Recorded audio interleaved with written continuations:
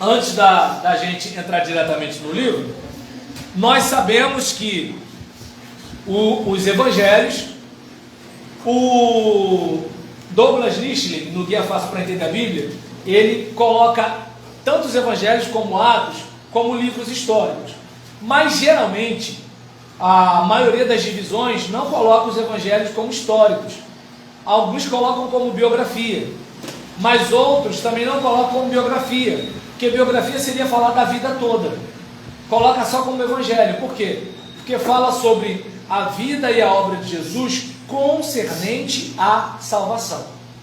Jesus na carpintaria de José, a adolescência de Jesus, isso não interessa para a nossa salvação. O que interessa para a salvação é o ministério de Jesus e a pregação de Jesus falando sobre a nossa reconciliação com Deus, certo? Opa, meu irmão, obrigado. Que bom que trouxe a jarra, porque aí já fica aí. Deixa eu ver aqui.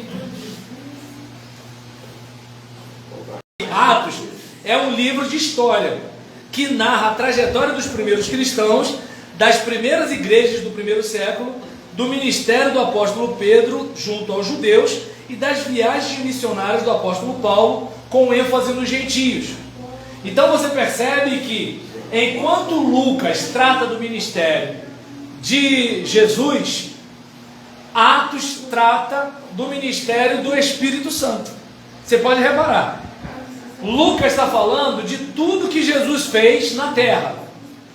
Atos está falando de tudo que a igreja fez, continuando o que Jesus começou, pelo poder do Espírito.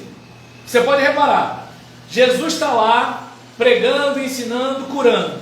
Lucas. A igreja está pregando, ensinando e curando. Atos. Porque em Lucas estamos na era do Filho. Em Atos estamos na era do Espírito, fazendo a mesma coisa, buscar e salvar o que se havia perdido. Beleza? Então vamos lá. Atos dos Apóstolos é o último livro histórico do Novo Testamento. É a continuação do Evangelho de Lucas e foi escrito pelo mesmo autor. Atos 1, versículo 1, dirigido ao mesmo Teófilo, certo? E é composto em parte pelo testemunho de outros, sendo que grande parte da história é escrita por uma testemunha ocular. Onde e quando foi escrito, não sabemos exatamente. Como acaba no segundo ano da primeira prisão de Paulo em Roma, sem informar qual foi o resultado de seu julgamento, pode-se supor que tenha sido escrito por volta de 63 depois de Cristo. Foi, pois, escrito muito antes do Evangelho de João. O propósito desse livro é, evidentemente, continuar a história da igreja depois da ascensão de Jesus e, especialmente, documentar o cumprimento de promessas concernentes à descida do Espírito Santo e os resultados da influência do mesmo na conversão, tanto de judeus como de gentios. A intenção de quem escreveu Atos dos Apóstolos não foi produzir uma história regular e completa dos trabalhos apostólicos. A prova disso é que foram muitos os fatos completamente omitidos. Por exemplo, não contém a narração da igreja de Jerusalém depois da prisão e libertação de Pedro, ou da introdução do Evangelho em Roma, nem de muitos dos trabalhos e sofrimentos de Paulo. Então a gente observa que isso não é exposto pelo livro de Atos. Inclusive a caminhada até dos outros apóstolos. Você pode reparar. Quase que não dá informação acerca dos trabalhos dos outros apóstolos, os quais, durante o período que o livro abrange, estavam em plena atividade, espalhando o Evangelho de Cristo. Por isso devemos considerar esse livro como um evangelho ou a continuação do Evangelho de Lucas. O Evangelho de Lucas é o evangelho anterior à ascensão de Jesus, e Atos dos Apóstolos, o evangelho posterior à ascensão de Jesus. Os propósitos de ambos os livros foi recordar os trabalhos e glorificar o nome de Jesus Cristo. O primeiro discurso continha uma narração de tudo que Jesus começou não só a fazer, mas a ensinar, até o dia em que foi recebido em cima. Atos 1, versos 1 e 2.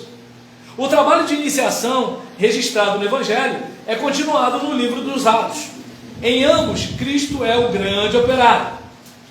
A opinião de que o grande propósito do livro é demonstrar a continuação do trabalho de Jesus Cristo.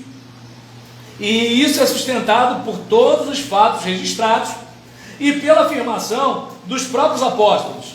Abre aspas.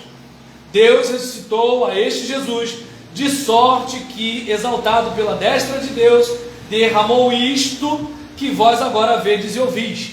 Atos 2, versos 32 e 33. É no poder do seu nome, isto é Ele mesmo quem cura o coxo à porta do templo. Atos 3,6. É Jesus quem aparece para animar Estevão com uma visão de sua glória e lhe assegura a boa acolhida na morada celestial. Atos 7, 55 a 60. É Jesus quem detém Saulo no meio de sua carreira hostil. Atos 9, versos 3 e 6. E envia Ananias para batizá-lo e prepará-lo para a sua missão. Versículos 10 a 12. É Jesus quem toma sobre si a tarefa de instruir Saulo nas verdades do Evangelho, preparando-o para o trabalho para o qual o chama. Versos 16. Ordena a Cornélio que mande chamar Pedro e, por meio de uma visão, antecipa a objeção que se levantaria imediatamente no ânimo de Pedro. Capítulo 10. Quando alguns crentes chegam pela primeira vez a Antioquia para pregar aos gentios, a mão do Senhor era com eles e grande número creu. Capítulo 11, verso 21. Quando Paulo e Barnabé foram mandados em uma viagem missionária, era ainda o Senhor quem dava testemunho à palavra da sua graça, permitindo que, por suas mãos, se fizessem sinais e prodígios. Capítulo 14, verso 3. Ele chamou o apóstolo Paulo à Europa por uma visão em Trode. Capítulo 16, verso 9.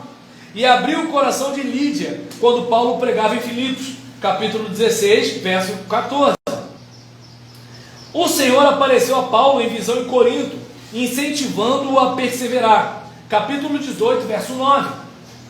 E ainda no Sinédrio de Jerusalém, com a promessa de que ele haveria de testemunhar igualmente em Roma. Capítulo 23, versículo 11. Enviou o seu anjo antes que o navio naufragasse, para lhe assegurar que todos a bordo escapariam. Capítulo 27, versículo 23 e 24. E cumpriu a promessa que lhe tinha sido feita em Jerusalém, permitindo-lhe pregar durante 2 anos em sua própria casa, na cidade de Roma. Capítulo 28, versos 30 a 31. Do princípio ao fim, é o trabalho de Jesus, através de sua igreja, que está aqui registrado, e não especificamente os Atos dos Apóstolos. Com relação ao plano do livro, é desnecessário dizer muito. Pode ser dividido em 2 partes. Primeira parte, a fundação e extensão da igreja entre os judeus pelo ministério de Pedro, capítulo 1 a 12. Está claro isso. Segunda parte, a fundação e extensão da igreja entre os gentios pelo ministério de Paulo, capítulo 13 até o capítulo 28.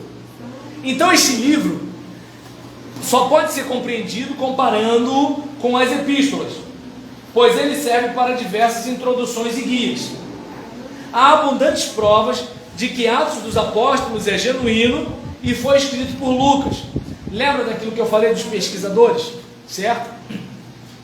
Os fatos narrados neles são de caráter representativo, encerram o espírito dos tempos apostólicos e expõem e ilustram, sem nenhum código formal, os grandes princípios pelos quais a causa de Cristo deve sempre ser conduzida. Opa, beleza. Então, gente, nesse nosso encerramento, seria importante observar que, lembra quando eu falei na semana passada que os livros não estão em ordem cronológica? Então, o fato de você ver lá Romanos, 1 Coríntios, 2 Coríntios, Gálatas, Efésios, tal, não quer dizer que um foi escrito após o outro. Tem a ver com uma sequência lógica, não cronológica. Então, o que você faz? Você pode ler... Oi? quê, por favor? Então, princípio do quê? Que a gente não deveria observar a ordem dos livros numa sequência cronológica, mas lógica. Lógica, né? Isso. Porque se você olhar os textos, você vai ver, peraí, Tessalônica, vou lá em Atos. Entende? Colossos, vou lá em Atos.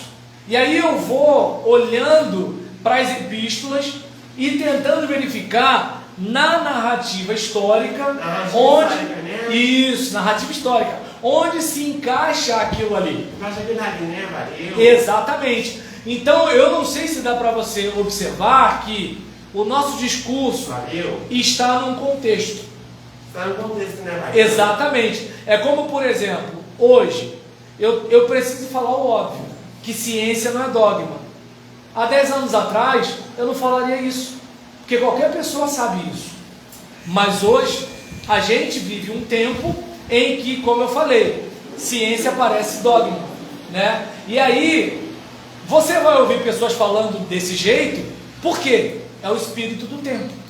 Daqui a 20 anos vai ser outra coisa, entende? Então eu não sei se dá para perceber que, assim, de acordo com a época, há um discurso. Por isso é importante você olhar primeiro e segundo Reis na hora de ver os profetas, assim como é importante você olhar Atos dos Apóstolos na hora de ver as epístolas. Perfeito, minha gente? Então, olha, que Deus a todos abençoe, né? Um bom culto para vocês e que a gente esteja meditando com carinho a respeito disso aí, tá bom? Quanto vai ser de amanhã? No domingo? No próximo domingo vai ser epístolas. Epístola. Isso, tá legal? Legal. Então, vamos orar. Querido Deus, muito obrigado por esse momento, obrigado por essa oportunidade. Eu peço a Deus que Tu nos leves em paz e que Tu esteja nos instruindo, nos preparando para enfrentarmos a semana que temos pela frente. É a oração que fazemos para a Tua glória, na força do Teu Espírito e em nome de Jesus. Amém. Que Deus nos abençoe, gente. Amém.